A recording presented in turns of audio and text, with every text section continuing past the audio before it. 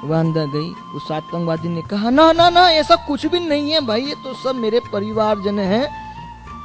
हम कब कह रहे हैं कि ऐसा कुछ नहीं, हम भी यही कह रहे हैं कुछ भी नहीं, लेकिन भाई ये तो सरकारी कर्मचारी हैं, इनको सब कुछ ऑर्डर है कि भाई कोई शंकास्पद लगे तो चेक करना चाहिए।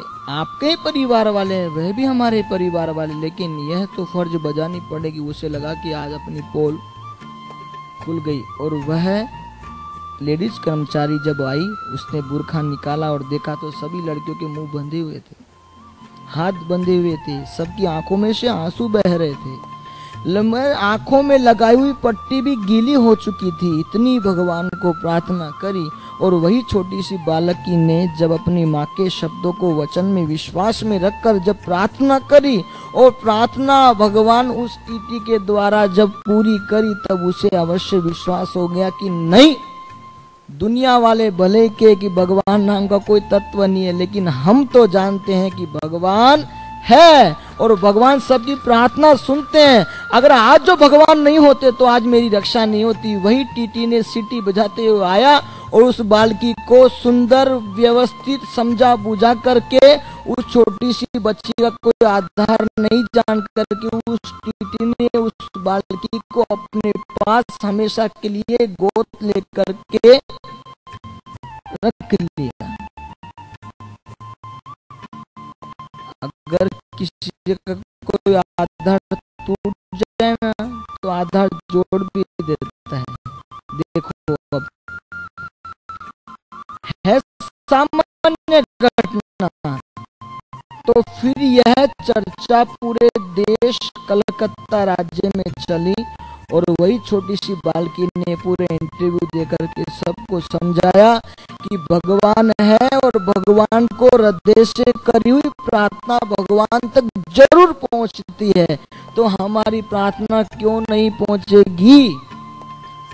अगर हमारी प्रार्थना ना पहुंचे तो समझ लेना कि हमारी प्रार्थना में कुछ कमी है, हमारी प्रार्थना में हमारा हित नहीं है।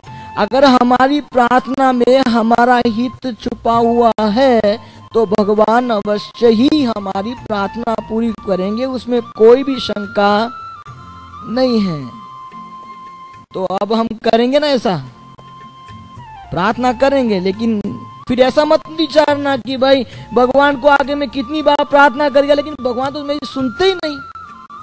तब यह विचार करना कि मेरी प्रार्थना में मेरा हित नहीं है, कुछ अघटित घटने वाला है, इसलिए भगवान मेरी प्रार्थना पूरी नहीं करने, तो चलो दूसरी प्रार्थना कर लो, उसको छोड़कर दूसरी कर लो। प्रार्थना करने में खर्चा नहीं लगने वाला है। संदेशा देते रहो, एक दिन अपना संदेशा भगवान तक जरूर पहुंच जाएगा। और भगवान हमारी जब सुन लेंगे तो हमारा काम हो जाएगा।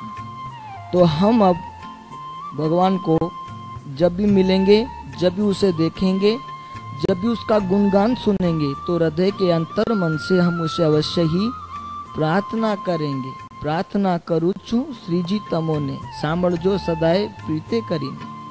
भगवान हमारी प्रार्थना सदाय માટે સાંભળતા રહેજો, કેમ કે અમારી પ્રાર્થના અત્યાર સુધી કદાચ જેવી તેવી હશે, પણ હવે અમને થોડું થોડું સમજાઈ ગયું છે, એટલા માટે હવે જે અમારી પ્રાર્થના થશે અંતરના મનથી થશે અને સાચી પ્રાર્થના હશે, અને અમને ચોક્કસપણે ખ્યાલ છે કે અમારી પ્રાર્થના તમે ચોક્કસપણે પૂરી કરશો।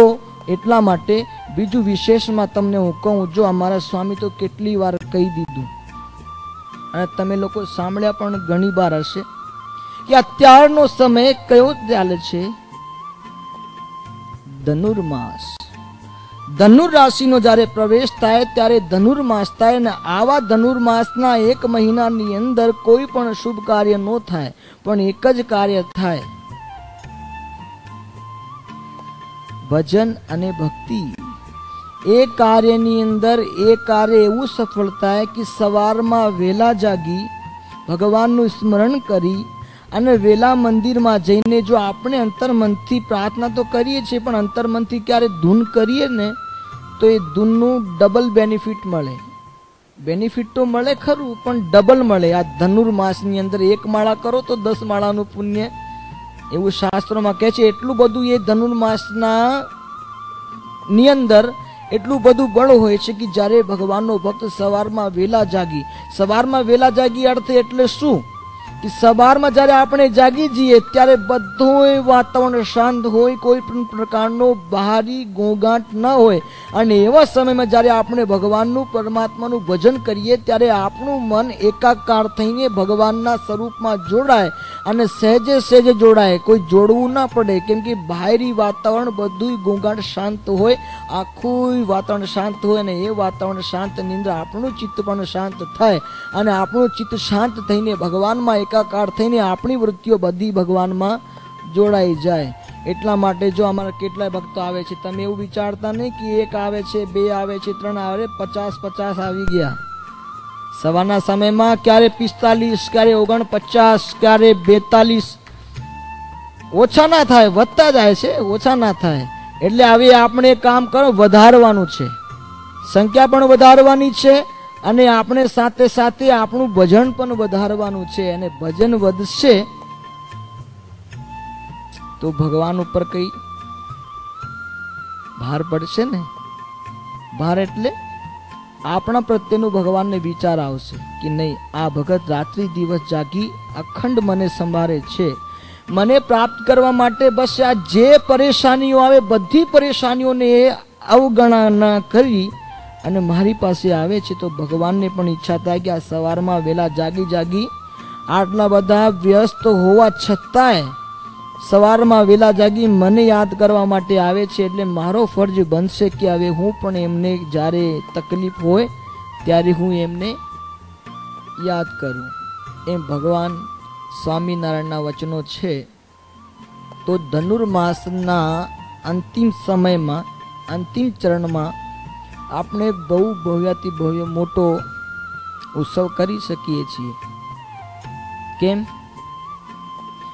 આ તો જો ધનુર્માસની અંદર ભગવાન શ્રી કૃષ્ણ સાંદીપની ઋષિના આશ્રમમાં આ મહિના દરમિયાન ભણવા માટે ગયા હતા.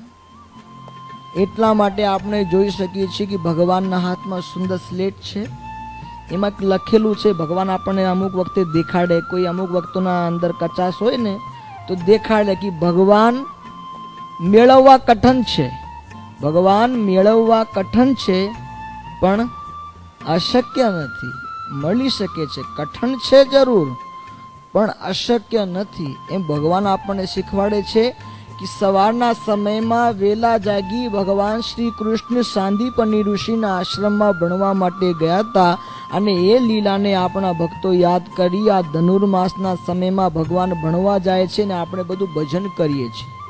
અને ભગવાન જ્યારે ભણતા ગ્રેજ્યુએશન કરે ને, લોકો અહીંયા લોકો ભણે તો ગ્રેજ્યુએશન પ્રાપ્ત કરે, પછી લોકો તો અમે સાંભળીએ છીએ સ્વામી આ તો ઓલા ભાઈએ છે ને ગ્રેજ્યુએશન કર્યું એટલે એમની પાર્ટીમાં ફિસ્ટમાં જવાનું છે. તો આપણા ભગવાનનો પણ ગ્રેજ્યુએશન ડે આવશે ને, તો ગ્રેજ્યુએશન ડે દિવસે આવશે, એ દિવસે આપણે રવિવાર છે, અને એ રવિવારના દિવસે આપણે ભગવાનનો એક તો ધનુર્માસનો છેલ્લો દિવસ, અંતિમ ચરણ, અને પાછો ભગવાનના ભણવાનો પણ અંતિમ દિવસ અર્થાત ગ્રેજ્યુએશન ડે. અને એ દિવસે ભગવાન આપણે સામાન્ય માણસના ગ્રેજ્યુએશન ડેમાં જઈએ છીએ, આનંદ કિલોલ કરીએ છીએ, તો આપણા ભગવાન ગ્રેજ્યુએશન કરે તો આપણે કેમ ન આવી શકીએ? અને જે ભગવાનના ગ્રેજ્યુએશન ડેમાં આવે ને એના બધા ગ્રેજ્યુએશન થયા કરે, કોઈ કામ ના, એને કોઈ અટકે નહીં કામ. એમ ભગવાન સ્વામિનારાયણ આપણને સમજાવે છે કે સવારમાં નાના બાળની જેમ ભગવાન ભણવા જાય છે, અને ભગવાન ભણતા આપણને શીખવાડે છે કે જ્યારથી તમે સત્સંગમાં આવ્યા છો ત્યારથી આપણી બાળવૃત્તિ રાખવી પડશે.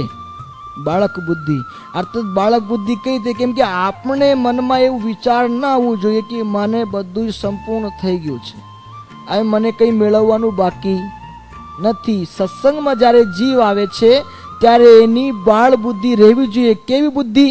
હજુ તો મારે ઘણું પ્રાપ્ત કરવાનું છે, હજુ તો મેં આટલું જ વાંચ્યું છે, હજુ તો આટલું જ ભણ્યું છું, હજુ તો ઘણું બાકી છે પ્રાપ્ત કરવાનું. એવું આપણે વિચાર રહેવું જોઈએ કે હજુ સત્સંગમાં આપણે આગળ નથી વધ્યા, હજુ વધારે આગળ વધવાનું છે, ભગવાનની નજદીક પહોંચવાનું છે.